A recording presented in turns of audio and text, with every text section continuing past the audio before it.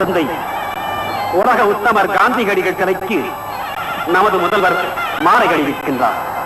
உயிரையும் துச்சமென எண்ணி இந்த ஒப்பற்ற தலைவனை தரிசிக்க ஓடுகின்றார். வாழ்த்துப்பா பாடுகின்றார்.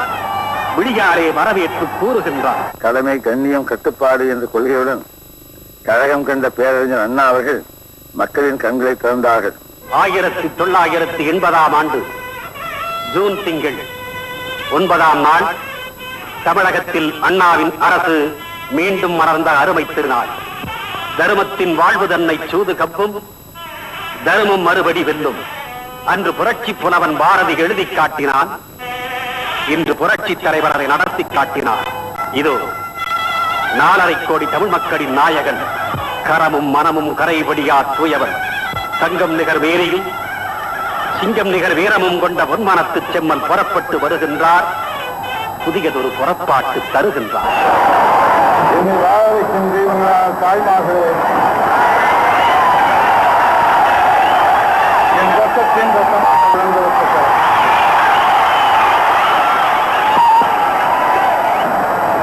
அறிஞர் அண்ணா அவர்களின் பெயர் அமைந்த தமிழக ஆட்சி பொறுப்பை ஏற்றுக்கொண்ட வாங்கள் மக்கள் மன்றத்தின் முன்னால் நின்று கீழ்கண்ட உறுதிமொழிகளை அளிக்கின்றோம்.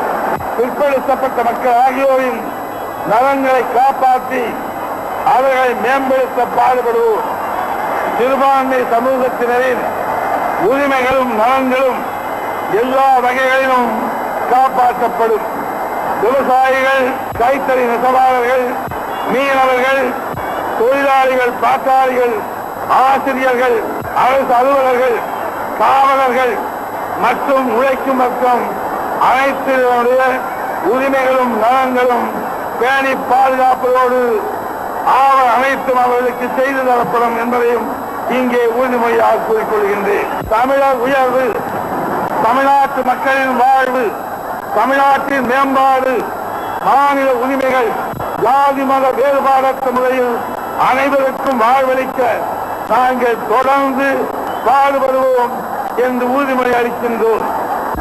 எங்களை வாழ வைக்கும் தெய்வங்களாகிய நீங்கள் எங்கும் எங்களுக்கு ஒத்துழைப்பு தந்து எங்களுக்கு பாதுகாப்பாக இருக்க வேண்டுகின்றேன்.